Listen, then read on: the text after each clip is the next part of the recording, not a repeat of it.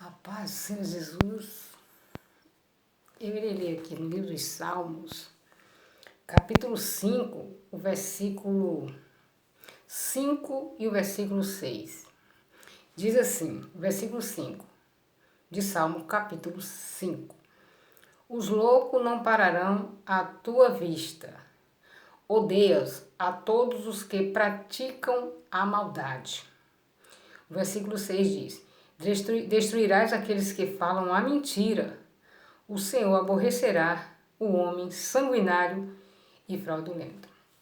As pessoas sempre, quando estão evangelizando, elas costumam dizer: Jesus te ama. Jesus te ama.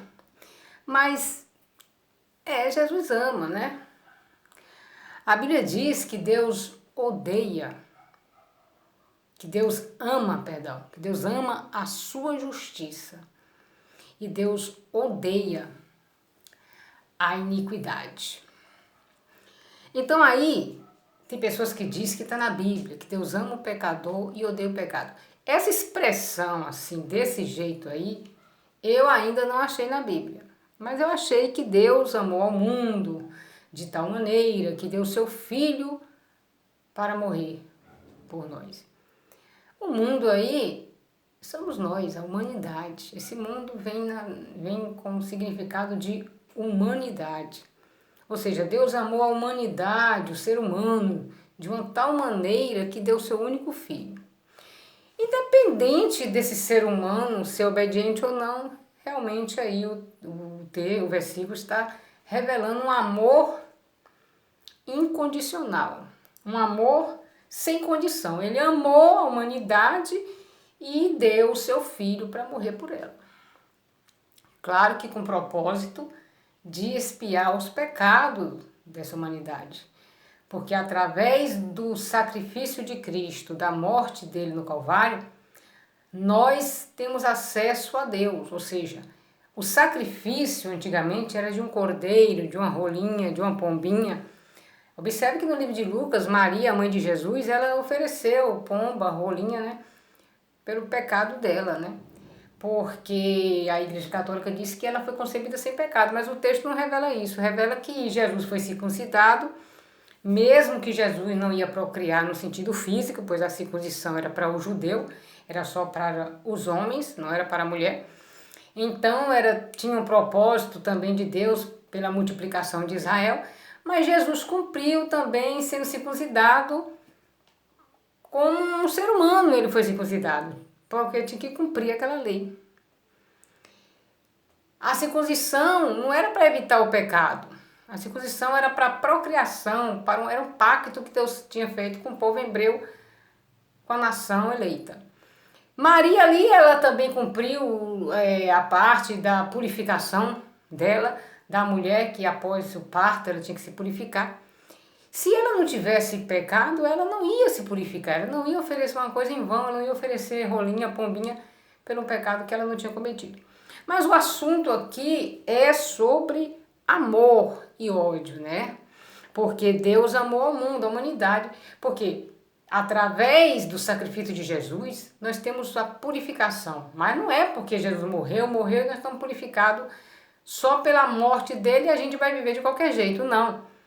O sacrifício na época de Moisés, que era feito pelo pecado, um cordeiro, um bode, uma rolinha, uma pombinha, qualquer um animal que era exigido na época, tinha que derramar o sangue do animal, matar, ou seja, o animal inocente morria no lugar do culpado, né? O animal morria, era matado ali no altar, era sacrificado, o sangue era derramado, porque a Bíblia diz que sem derramamento de sangue não há remissão de pecado. O animal simbolizava Jesus, o sangue simbolizava de Jesus. Jesus foi chamado de Cordeiro de Deus que tira o pecado do mundo por João Batista, porque Cordeiro no sentido figurado, porque o Cordeiro ele era sacrificado pelo pecado e o sangue era derramado para a purificação do pecado, porque o Cordeiro ali já simbolizava Jesus. Então Jesus literalmente, ele morreu como um cordeiro imaculado, como um cordeiro para tirar o pecado. Mas para Jesus tirar o pecado, nós temos que arrepender. Por quê? Porque o sacrifício já foi feito.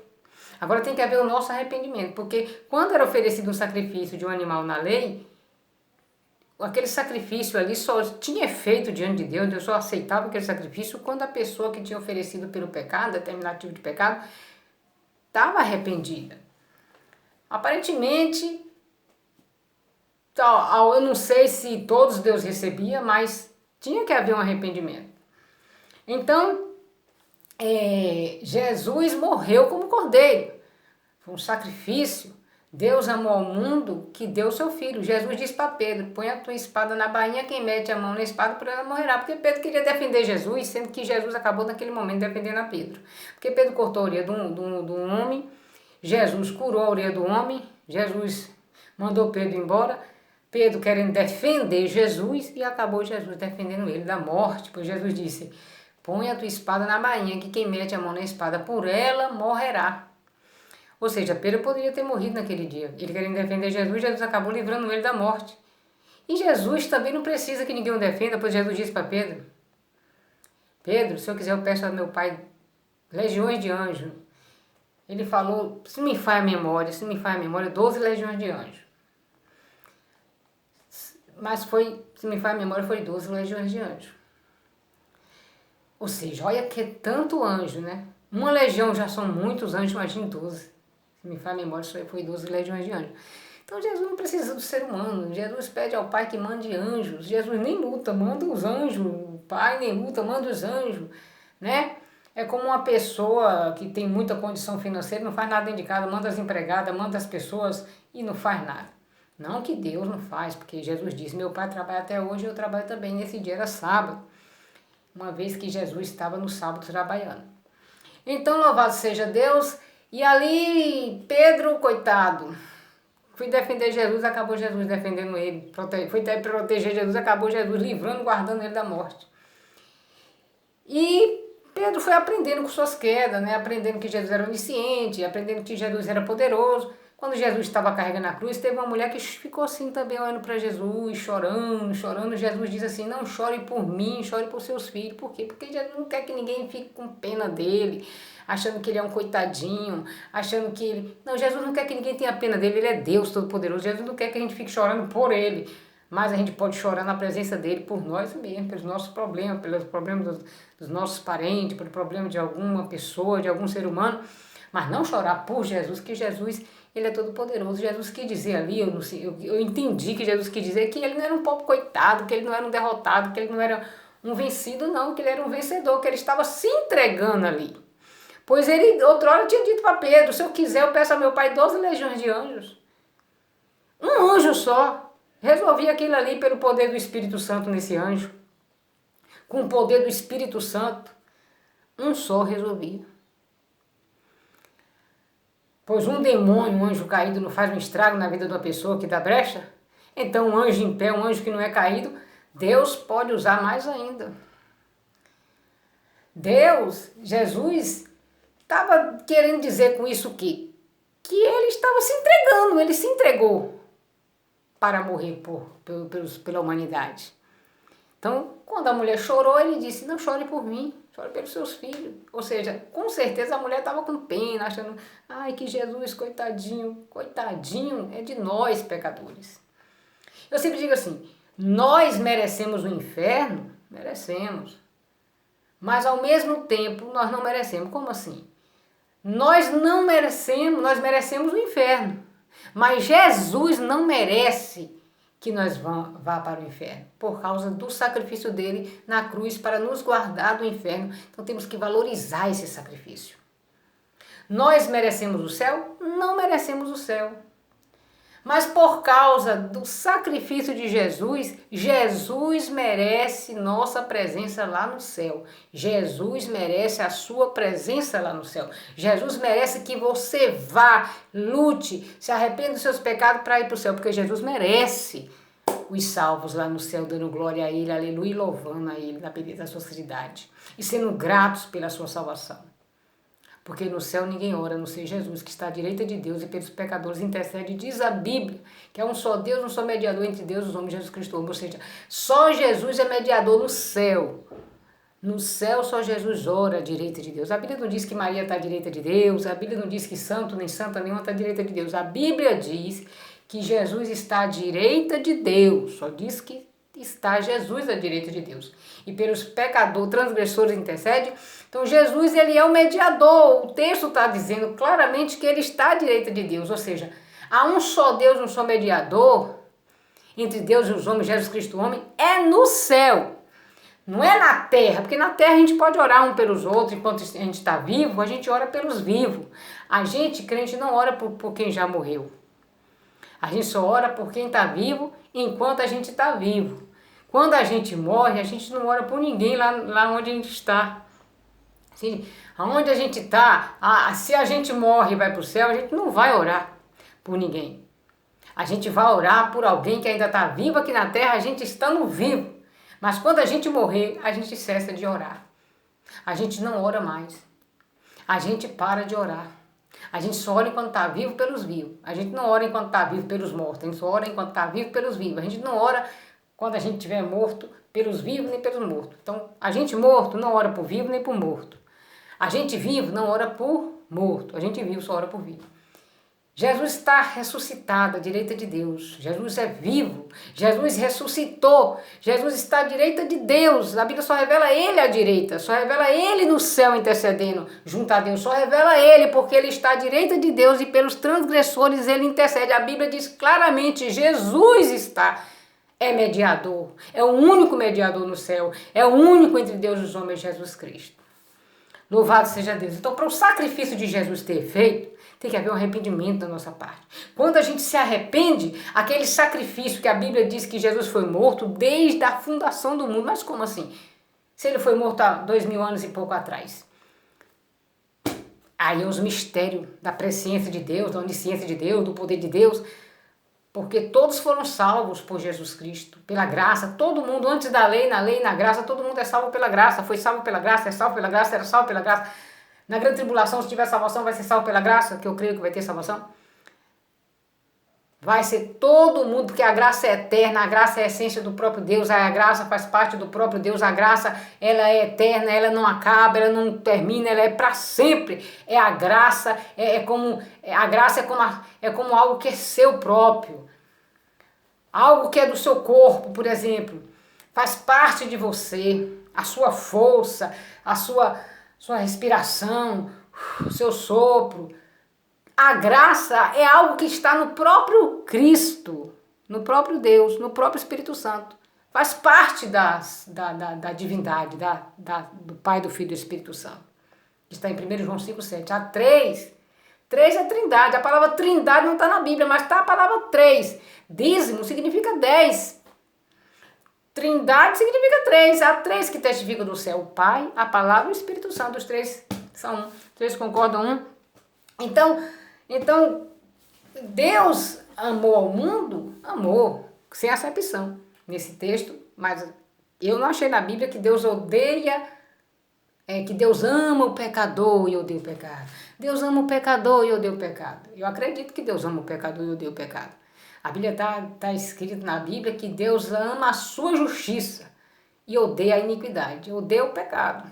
A iniquidade é o pecado, a justiça é a santificação, a justiça é a obediência, a justiça é tudo que é mandamento de Deus, a justiça é a perfeição de Deus, a justiça pertence ao próprio Deus. Não existe lei de justiça para Satanás.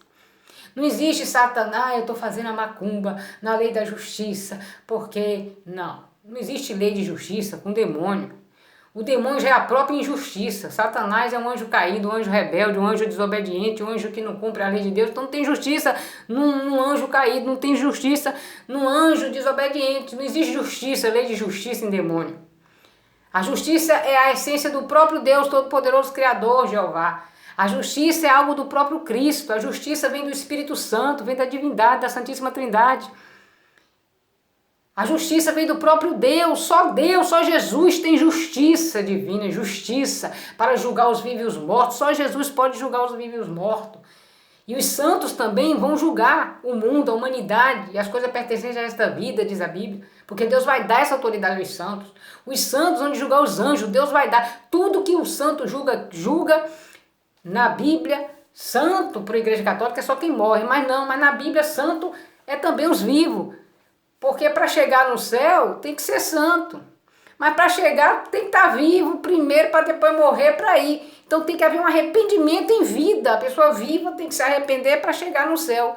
Então é em vida que a gente começa a santidade. Pois em 1 Tessalonicenses 5,23 diz: "E o mesmo Deus de paz vos santifique em tudo, e todo o vosso espírito, alma e corpo sejam conservados irrepreensíveis para a vida do Senhor." Aí está mandando santificar em tudo em vida. Aí não está falando para morto, para quem já morreu. Aí está falando para quem está vivo. Então a santidade nós temos que procurar ser santos aqui na terra, enquanto a gente está vivo. Então o que eu quero dizer com o Salmo, capítulo 5, versículos 5 e 6, eu quero voltar a esse assunto aqui. Em que sentido? Os loucos não pararão à tua vista, odeias a todos que praticam a maldade. Aqui diz que Deus odeia.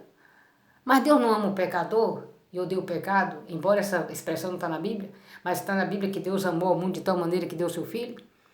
Sim, o filho foi dado, o sacrifício foi feito, mas para esse sacrifício surgir efeito sobrenatural através do sangue de Jesus para a purificação do nosso pecado, temos que se arrepender. Quando a gente se arrepende do nosso pecado, valorizamos o sacrifício de Cristo. Imediatamente diz a Bíblia diz: "Filhinho, não pequei, mas se pecar tens um advogado, Jesus Cristo justo. Se confessar a ele os vossos pecados, ele é fiel e justo para vos perdoar os pecados e vos purificar de toda justiça." A Bíblia também vem dizendo que se andarmos na luz como ele na luz está, temos comunhão uns com os outros, e o sangue de Jesus nos purifica de todo pecado. Aí a Bíblia fala claramente que o sangue de Jesus nos purifica. O sangue derramado na cruz, o sangue morto, quando ele morreu, ele deu o seu sangue.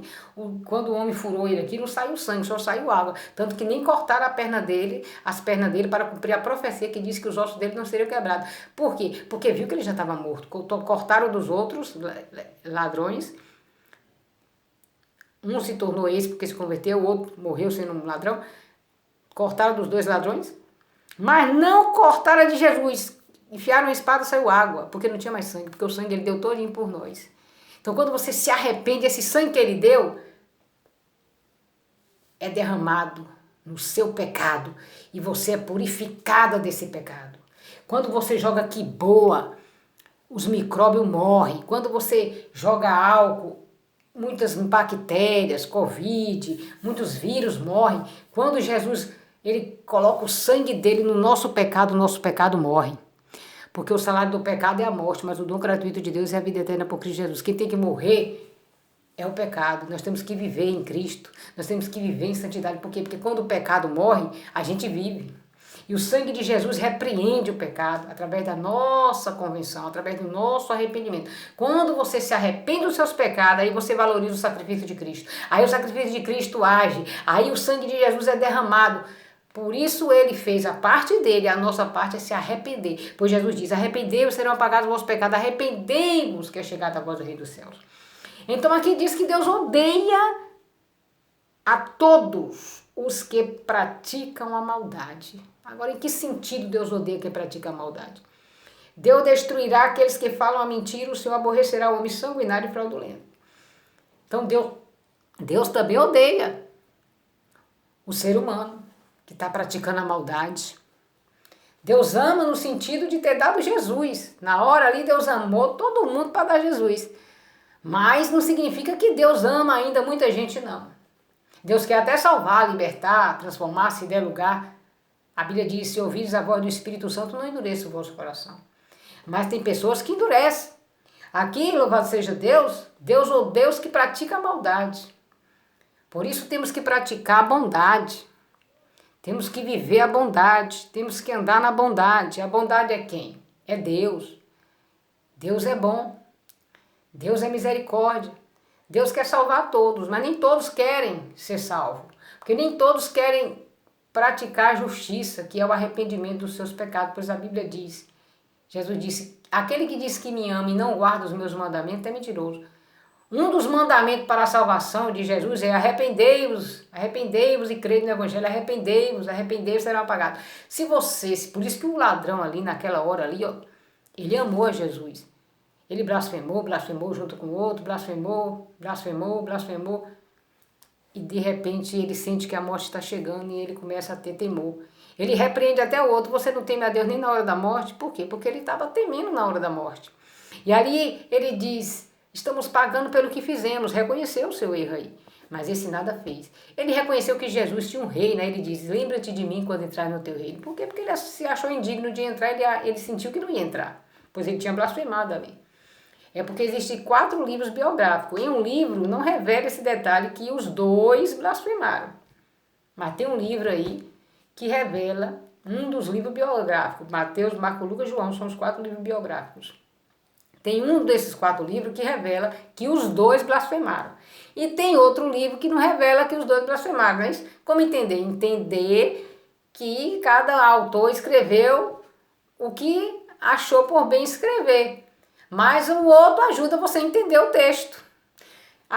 Um escreveu a convenção de um dos ladrões. O outro escreveu a blasfêmia dos 2 ladrões. Então dá a entender que os 2 blasfemaram, mas um se arrependeu. Por quê? É por isso que tem que ler a Bíblia. Tem que ler os livros da Bíblia, não ler só um livro.